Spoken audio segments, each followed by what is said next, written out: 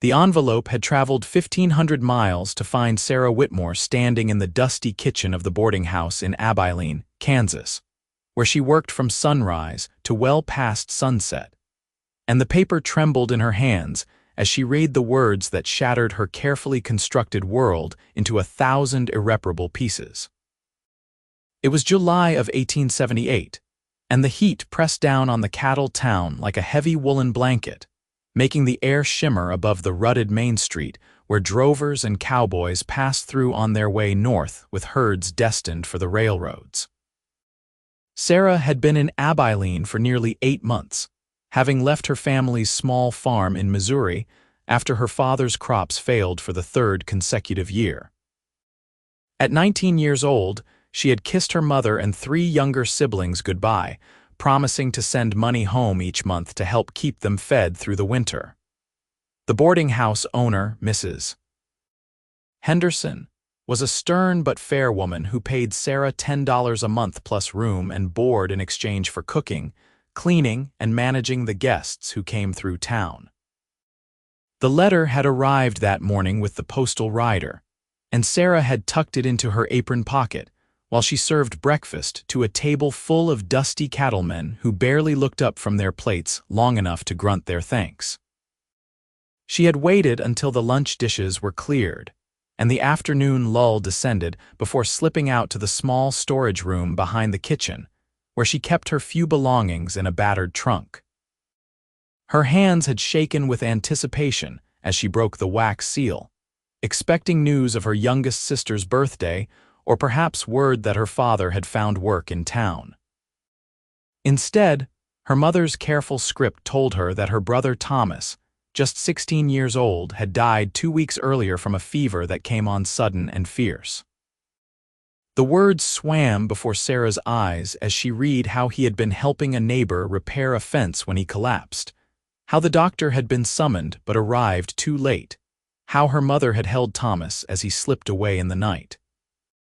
The funeral had been small, her mother wrote, just family and a few neighbors, and they had buried him in the plot next to his grandmother under the old oak tree that overlooked the valley.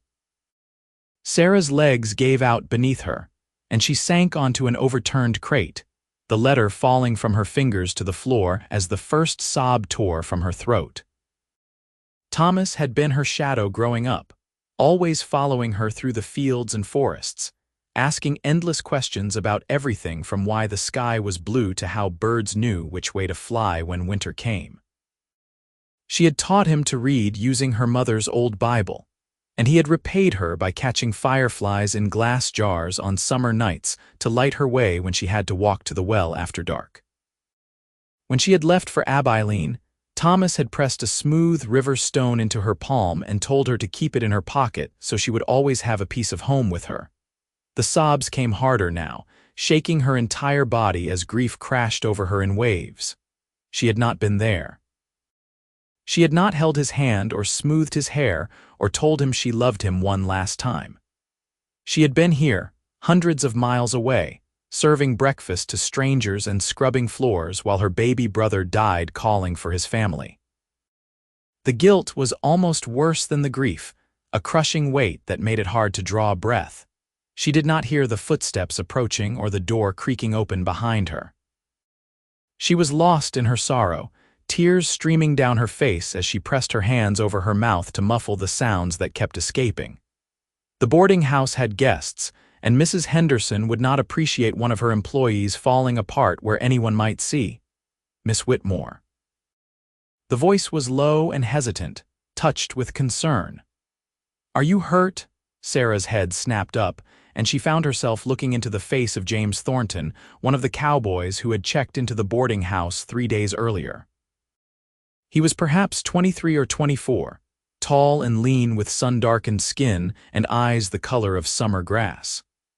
He worked for the Double Bar Ranch outside of town and had come to Abilene to help negotiate the sale of cattle to buyers from Chicago.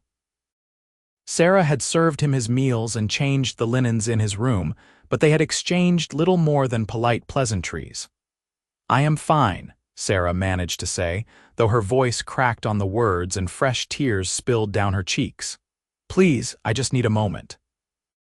James looked at the letter on the floor and then back at Sarah's devastated face, and something in his expression shifted. Instead of leaving as she expected, he stepped fully into the small room and closed the door behind him to give them privacy from the main house. He crossed the distance between them in 2 long strides and, without asking permission, pulled Sarah to her feet and into his arms. "Go ahead and cry," he said quietly, one hand coming up to cup the back of her head as she stiffened in surprise. "Whatever it is, you do not have to carry it alone right now." The kindness in his voice broke something open inside Sarah, and she sagged against him, her face pressed into his chest as the sobs came harder and faster. She cried for Thomas and for her mother's grief and for her own helplessness. She cried for all the miles between her and home, for all the things she should have said before she left, for the river stone still sitting in her trunk because she had been too afraid of losing it to carry it with her every day. James held her through it all, his arms steady and strong around her shaking frame. He did not speak or try to hush her tears. He simply stood there in the dusty storage room and let her fall apart, one hand moving in slow circles on her back, while the other kept her head tucked safely against his shoulder. He smelled of leather and horses and the open prairie, and Sarah found herself clinging to him like a drowning woman clinging to a piece of driftwood in a storm. Time lost all meaning. It might have been 5 minutes or 50 before the tears finally began to slow, leaving Sarah hollow and exhausted. Her throat was raw and her eyes felt swollen, and she became suddenly aware that she had just sobbed all over a man she barely knew. Embarrassment flooded through her and she tried to pull away, but James did not immediately release her. "I am sorry," Sarah whispered, finally managing to step back enough to look up at his face. "I did not mean to burden you with my troubles." "You did not burden me," James said firmly. He reached up and gently wiped a tear from her cheek with his thumb, the gesture so tender that Sarah felt fresh tears threaten. "Do you want to tell me what happened?" Sarah bent to retrieve the letter from the floor, her hand still trembling as she held it out to him. James took it carefully and read it in silence, his jaw tightening as he took in the news. When he looked back at Sarah, his eyes were filled with a sympathy that somehow made it easier to breathe. "Your brother," he said softly. "I am so sorry. How old was he?" 16, Sarah said, her voice breaking on the word. "He was just 16. I should have been there.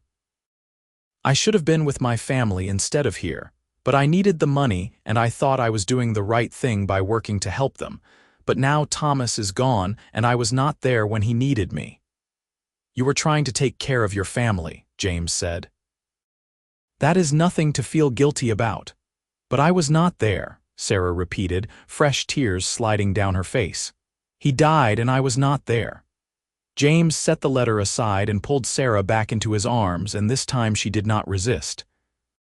She let him hold her while she cried herself out completely, until there were no more tears left, and she was simply standing in the circle of his embrace, feeling the steady rise and fall of his chest beneath her cheek.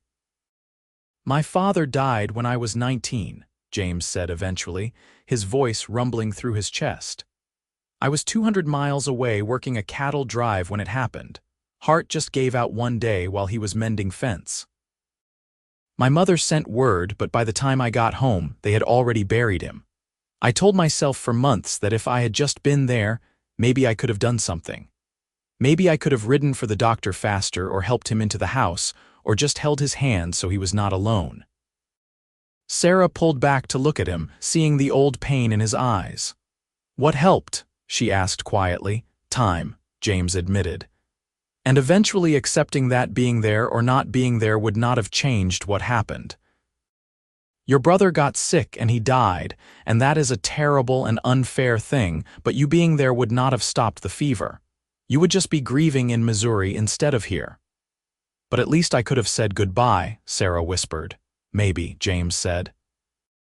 "Or maybe you would have watched him suffer and felt even more helpless. There is no good way to lose someone you love, Miss Whitmore. There is just loss, and then there is learning how to keep living despite it." Sarah nodded slowly, knowing he was right even though the guilt still sat heavy in her chest. She became aware again that she was standing far too close to James Thornton, that his arms were still around her waist, and her hands were resting on his chest. A proper lady would step away immediately, but Sarah found she did not want to. There was something solid and safe about James, something that made her feel less alone in her grief. "Thank you," she said softly, "for staying, for not running away when you saw me crying." "I have 3 sisters back in Texas," James said with a small smile. "I have seen plenty of tears. Besides, I could not just walk away and leave you hurting like that." Sarah managed a watery smile in return. "Most men would have." "Then I suppose I am not most men," James said. He finally released her and stepped back, giving her space to compose herself. "When was the last time you ate something?" Sarah tried to remember and realized she could not. Breakfast had been hours ago and she had been too busy to eat lunch. "This morning, I think." James shook his head. "You need food and probably some water. Come on, let me take you somewhere." "I cannot leave," Sarah protested. "Mrs. Henderson will need me to start preparing dinner soon and I must look a disaster." "Mrs. Henderson can spare you for an hour," James said firmly. "And you look like someone who just received terrible news and cried about it, which is nothing to be ashamed of. But you cannot take care of anyone else if you do not take care of yourself first." Before Sarah could argue further, James opened the door and strode into the main house, returning a moment later with her shawl and bonnet. "I already spoke to Mrs. Henderson. She said to take all the time you need." Sarah blinked in surprise. "You told her?" "Just that you had bad news from home," James assured her. "Nothing more. Now come on before you faint from hunger and I have to carry you through town." Despite everything, Sarah felt a small laugh escape. It felt strange after all the tears, but also somehow healing. She let James help her with her shawl and bonnet, then followed him out through the back door and into the blazing afternoon heat. Abilene was busy with the usual traffic of a cattle town in summer. Cowboys lounged on the wooden sidewalks, horses stood tied to hitching posts, and the sound of a piano drifted from one of the saloons down the street. James kept Sarah close to his side as they walked, one hand hovering near her elbow in case she stumbled. Several people glanced their way with curiosity, but James ignored them all. He led her to a small restaurant at the edge of town that Sarah had never been to before. It was cleaner than the saloons but less formal than the hotel dining room, and the owner greeted James by name when they entered. "Mr. Thornton," the older man said warmly. "Good to see you. Table for 2, please, Mr. Chen," James said. "And could we have something in the back? The lady needs some quiet." Mr. Chen's expression turned sympathetic as he took in Sarah's red-rimmed eyes. Of course, come with me." He led them to a small table in the back corner, partially screened from the rest of the room by a wooden partition. James held Sarah's chair for her before settling into his own seat across the table. Mr. Chen brought water and promised to return with food shortly. Sarah sipped the water gratefully, feeling the cool liquid soothe her raw throat. Now that she was sitting down, exhaustion crashed over her like a wave. She felt wrung out and empty, as if all her emotions had been poured out onto James's shirt and she had nothing left inside. "How did you come to be in Abilene?" James asked gently, clearly trying to distract her from her grief. "Mrs. Henderson said you have only been here since last fall." "My father's farm failed," Sarah explained quietly. 3 years of bad crops and we had no money left.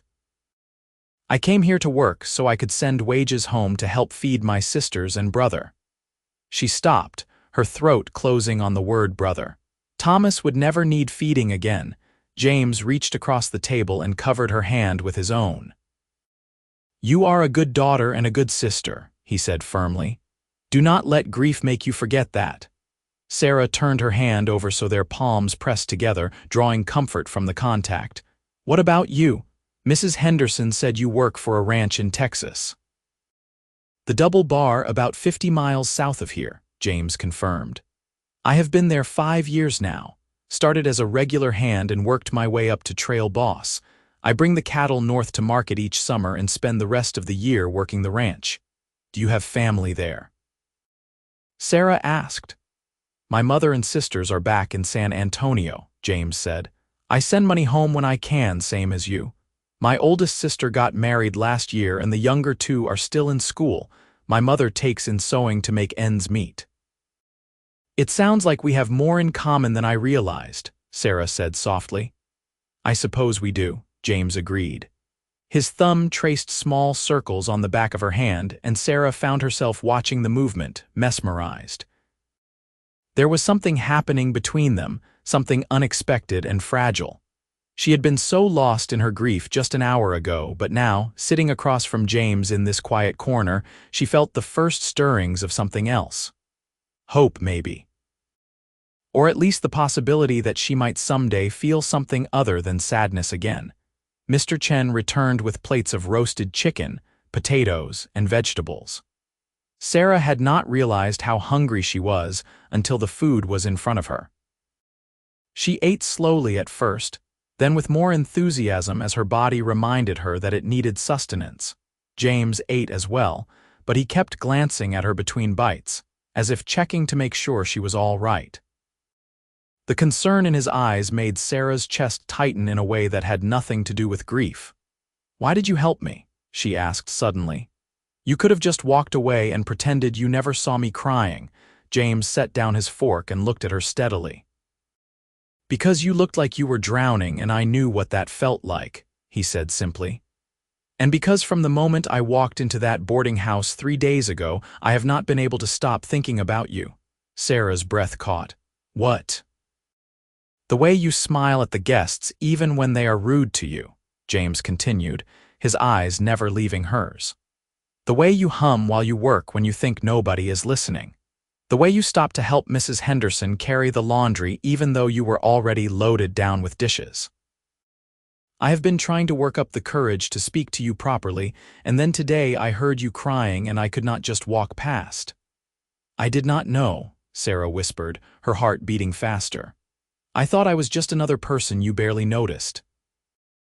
"You are impossible not to notice," James said quietly. "And I know this is probably the worst possible time to tell you this, but I do not leave Abilene for another week, and I do not want to spend that time pretending I do not care when I clearly do." Sarah did not know what to say. Part of her wanted to tell James that he was right, that this was terrible timing, that she was in no state to think about such things. But another part of her, the part that had felt so alone and lost until he wrapped his arms around her, wanted to lean into this unexpected connection and see where it might lead. "I do not know what to do with that information," she admitted finally. "Today has been too much, and I cannot think straight about anything." "You do not have to do anything with it," James assured her. "I just wanted you to know that you are not alone, that someone sees you and thinks you are remarkable. You can take that knowledge and tuck it away, or you can tell me you are not interested, or you can just let it sit for now while you deal with everything else. I will not push you, Sarah." The sound of her given name on his lips sent a shiver through her. "You are a good man, James Thornton," she said softly. "I try to be," he replied with a small smile. "Now finish your dinner before Mr. Chen thinks I brought you here to starve you." They ate in companionable silence for a while, and Sarah found herself relaxing by degrees. The food helped, as did the quiet atmosphere of the restaurant and the steady presence of the man across from her. By the time they finished eating, the worst edge of her grief had dulled to a manageable ache, one she could carry without feeling like it would crush her. James paid for their meal despite Sarah's protests, then escorted her back through town toward the boarding house. The sun was beginning its descent toward the horizon, painting the sky in shades of orange and pink. The heat had lessened slightly, and a breeze carried the scent of grass and dust from the prairie beyond town. "What will you do?" James asked as they walked. "About your family, I mean, will you go home?" Sarah had been thinking about that very question. "I cannot afford the train fare right now," she admitted. "And even if I could, my family needs the money I send more than they need me standing at Thomas's grave crying. I think I have to stay here and keep working, at least for now. Maybe in a few months I can save enough to visit." "That must be hard," James said sympathetically. "Everything about this is hard," Sarah said. "But you were right earlier. Being there would not change what happened. I can grieve here and send money home, or I can grieve there and watch my sisters go hungry. At least here I am doing some good." They reached the boarding house and stopped at the back door. Sarah knew she should go inside, should thank James for his kindness and return to her duties. But she found herself reluctant to leave his presence, as if the moment she stepped away from him, the crushing weight of her grief would return in full force. "I know you need time," James said quietly, as if reading her thoughts. "But I meant what I said earlier. I care about you, Sarah, and I would like the chance to know you better. So if you are willing, I would like to call on you properly. Take you for walks, maybe go riding if you know how, just spend time together before I have to head back south." Sarah looked up at him, this cowboy who had held her while she cried and fed her when she was hungry, and was now looking at her like she was something precious and worth fighting for. She thought about Thomas, and about how short life could be, how quickly someone you loved could be taken away. She thought about how alone she had felt these past months in Abilene, surrounded by strangers who saw her as a servant and nothing more. "I would like that," she said finally. "I cannot promise I will be good company right now, but I would like to spend time with you." James's smile was like the sun breaking through clouds. "You do not have to be good company," he said. "You just have to be yourself. That is more than enough." He reached out and tucked a stray strand of hair behind her ear, his fingers lingering for just a moment against her cheek. Then he stepped back and tipped his hat to her. "I will see you at breakfast tomorrow, Miss Whitmore. Get some rest tonight." "Sarah," she said impulsively, "if you are going to call on me, you should use my given name." "Sarah," James repeated, and the way he said it made it sound like a prayer. "Good night, Sarah." "Good night, James." Sarah watched him walk away into the gathering dusk before finally turning and going inside. Mrs. Henderson was in the kitchen checking on the evening meal, and she looked up when Sarah entered. "Are you all right, dear?" The older woman asked, her stern expression softening with concern. "My brother died," Sarah said, and saying the words out loud made them feel more real somehow. "He was 16 and he died of a fever, and I was not there, Mrs. Henderson set down her spoon and crossed the kitchen to pull Sarah into a brief, awkward hug. She was not a demonstrative woman, but the gesture meant more than words could convey. "I am so sorry, child. That is a terrible loss. Take the evening off. I can manage dinner and cleanup." "I cannot ask you to do that," Sarah protested weakly. "You are not asking, I am telling," Mrs. Henderson said firmly.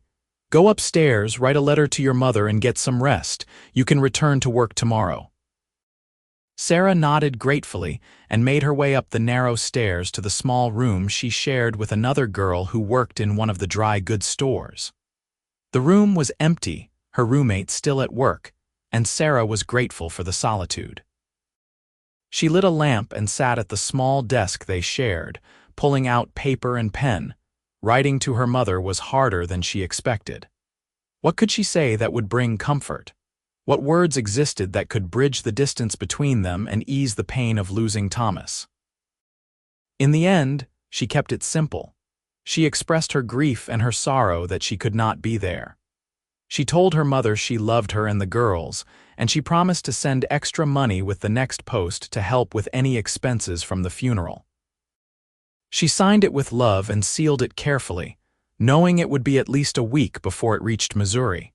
That night, Sarah lay in bed and thought about Thomas and about James in equal measure. The grief was still there, a constant ache in her chest, but it was now accompanied by something else. A tiny flicker of warmth when she remembered how James had held her, how he had looked at her like she mattered. She fell asleep, holding the river stone Thomas had given her, tears drying on her cheeks, and dreamed of green eyes and strong arms and the possibility of not being alone. The next week unfolded in a pattern that became both familiar and precious. Sarah returned to her duties at the boarding house, throwing herself into the work to keep her mind occupied. But every morning at breakfast and every evening at dinner, James was there at his usual table, and his eyes would find hers across the room, and everything else would fade away for just a moment. True to his word, James called on her properly.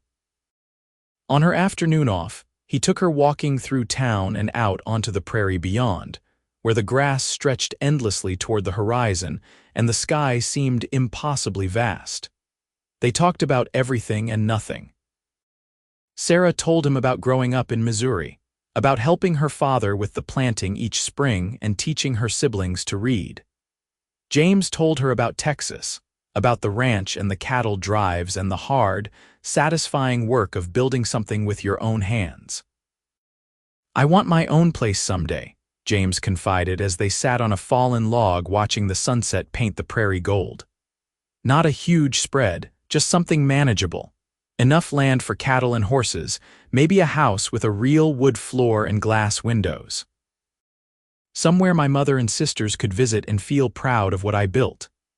"That sounds wonderful," Sarah said wistfully. "I always thought I would stay on my family's farm, but after the crops failed, I realized how precarious that life was. One bad season and everything falls apart."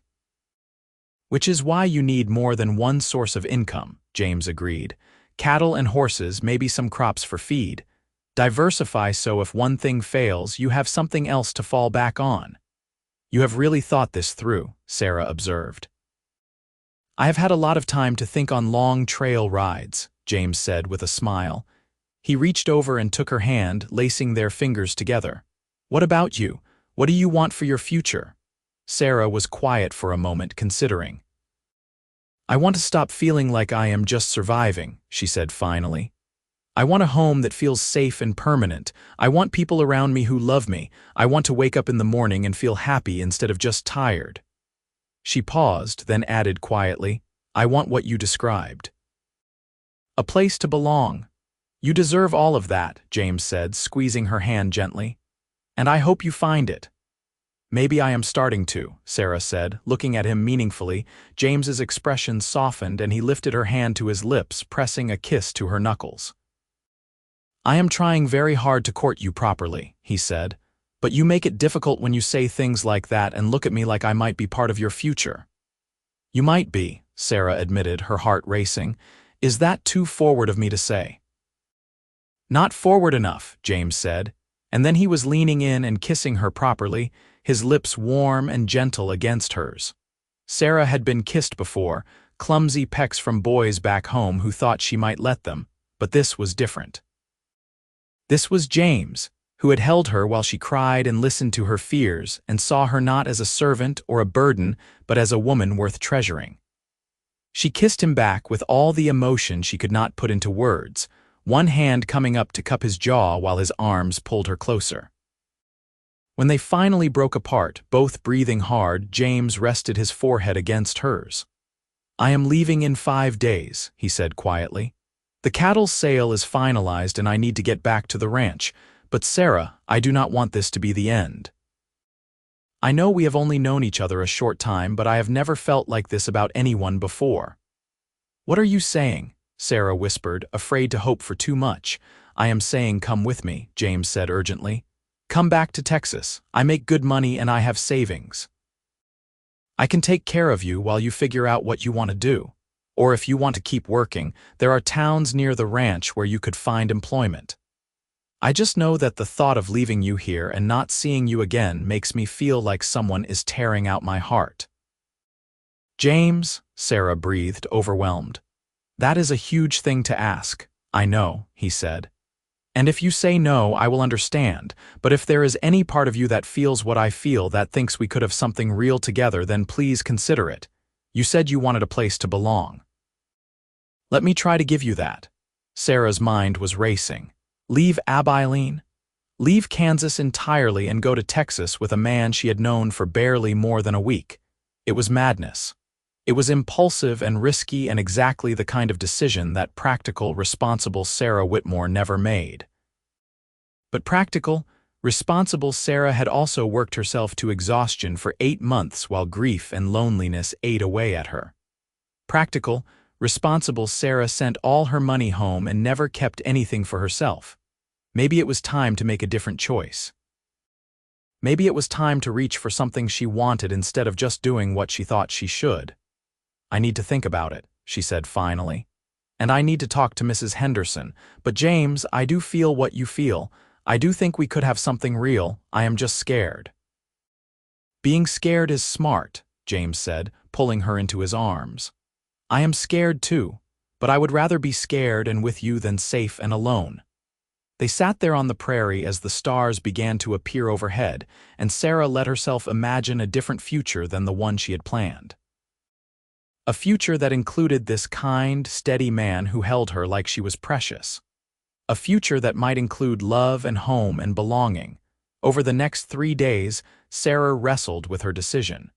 She talked to Mrs. Henderson, who was surprisingly supportive of the idea.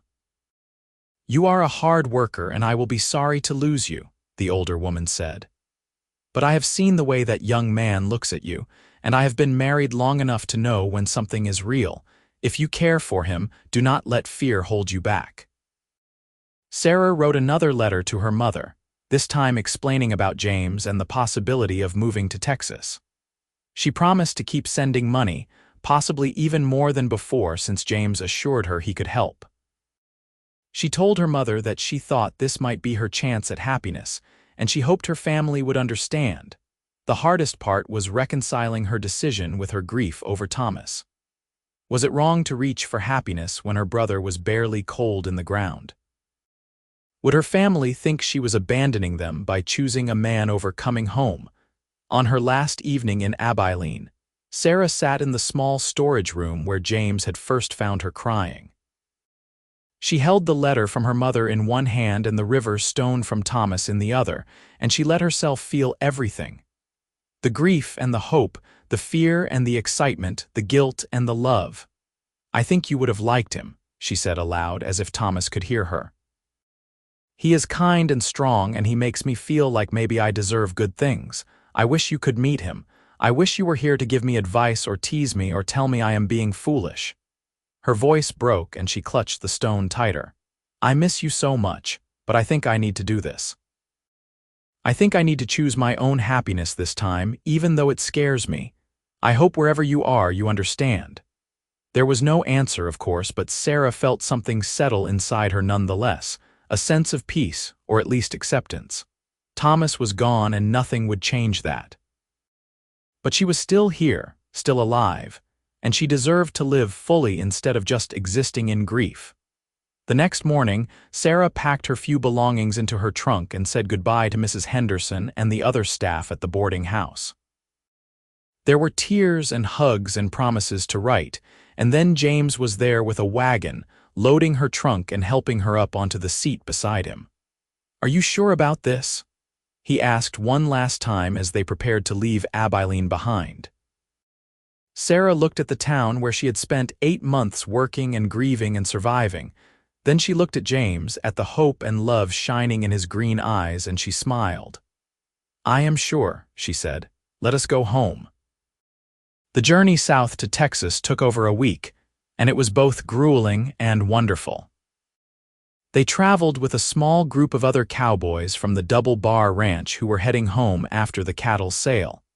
And the men treated Sarah with courtesy and respect once James made it clear she was under his protection. They camped under the stars at night, and James taught Sarah how to make coffee over an open fire and how to read the constellations for navigation. The landscape changed as they traveled, the flat Kansas prairie giving way to rolling hills, and then to the rougher terrain of northern Texas. The heat was intense, but Sarah found she did not mind it as much when she was traveling with purpose instead of just enduring. On their 4th night on the trail, James asked her to marry him properly. They were sitting by the campfire after the others had bedded down for the night, and he pulled a simple gold band from his pocket.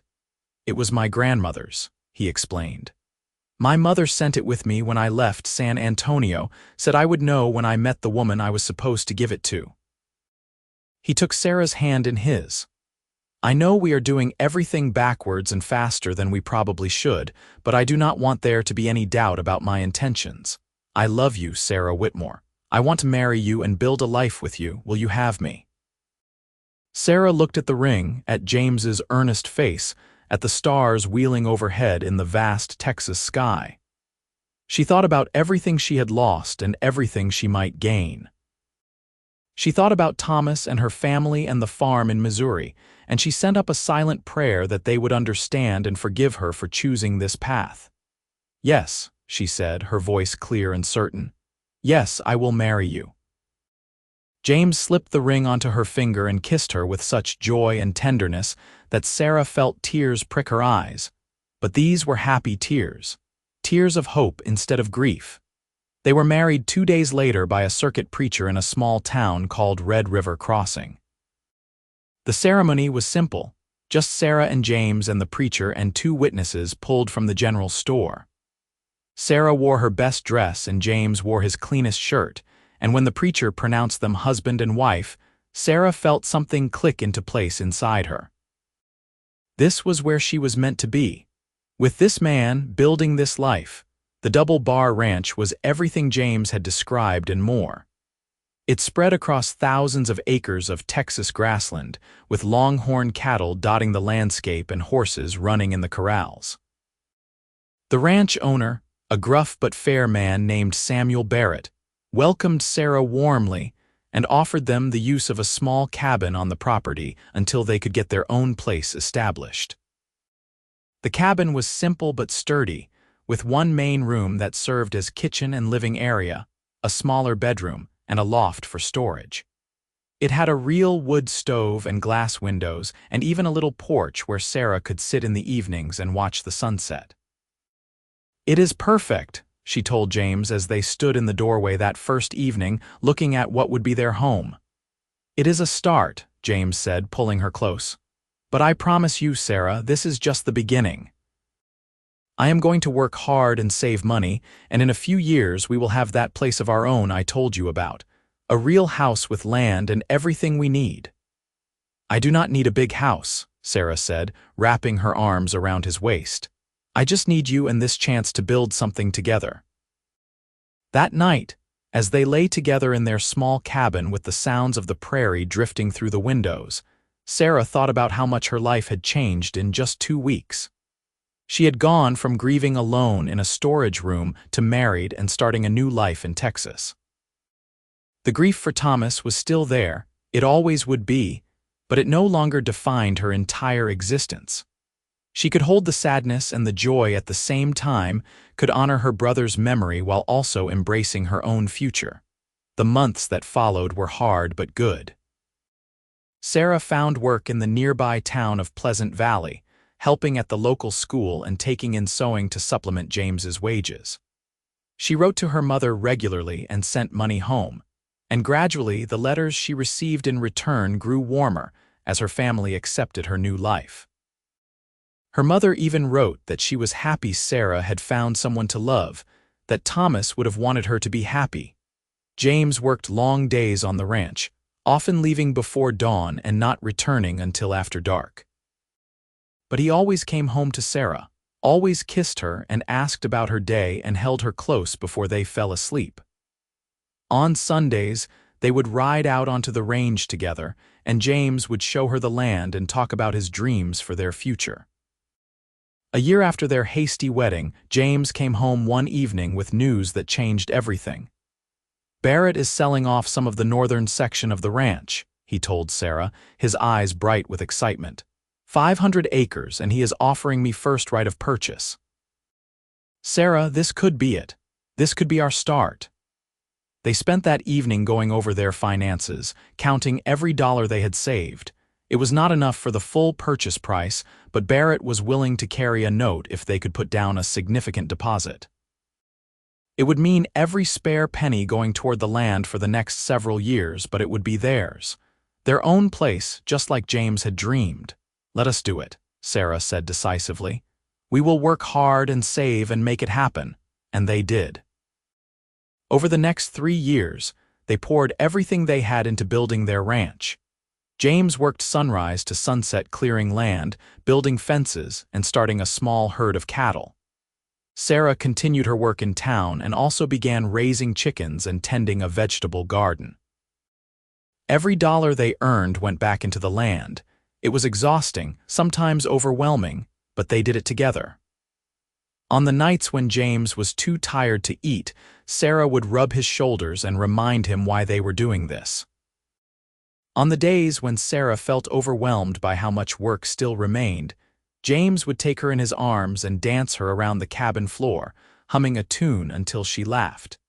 They had their first child 2 years into building the ranch, a boy they named Thomas James Thornton. When Sarah held her son for the first time, she wept with joy and grief and gratitude. Her brother would never meet his nephew, but his name would live on. The legacy would continue. James was a devoted father, doting on young Thomas even when he was exhausted from a long day's work. Sarah would find them in the evenings sitting on the porch together, James pointing out stars and telling his son stories about the ranch and the cattle and the big dreams they were building toward. 2 years after Thomas was born, they had a daughter they named Elizabeth Rose. She had her father's green eyes and her mother's dark hair, and she was fierce and fearless from the moment she drew breath. Sarah's mother came to visit when Elizabeth was born, making the long journey from Missouri to meet her grandchildren. The reunion was bittersweet, full of tears and laughter and long conversations about everything they had missed in each other's lives. "You made the right choice," Sarah's mother told her on the last evening of her visit. "I can see how happy you are, how much James loves you and the children. Thomas would have been happy for you too." By their 7th wedding anniversary, the ranch was thriving. They had a modest but steady herd of cattle, a barn full of horses, and fields planted with hay for winter feed. James had built a new house to replace the cabin, a real home with multiple rooms and a proper kitchen, and enough space for their growing family. Sarah's sisters had both married and started families of their own back in Missouri, and the Thornton Ranch had become a gathering place for family and friends who came through Texas. Sarah's life looked nothing like she had imagined when she first arrived in Abilene 8 years earlier, grieving and alone in that dusty boarding house. But it was better than anything she could have dreamed. She had a husband who loved her fiercely, children who filled her days with joy and chaos, and a home that felt solid and permanent and hers. One evening, James found her standing on the porch watching the sunset, and he wrapped his arms around her from behind. "What are you thinking about?" he asked, resting his chin on her shoulder. "I am thinking about how different things could have been," Sarah said softly. "If you had not found me crying that day, if you had walked past, or if I had told you to leave, how much I would have missed." "I would have found a way to talk to you eventually," James said with a smile in his voice. "You were impossible to ignore." "Still," Sarah said, turning in his arms to face him. "You saved me that day, James. You held me when I was falling apart, and you gave me a reason to keep going." "I will never forget that." "You saved yourself," James corrected gently.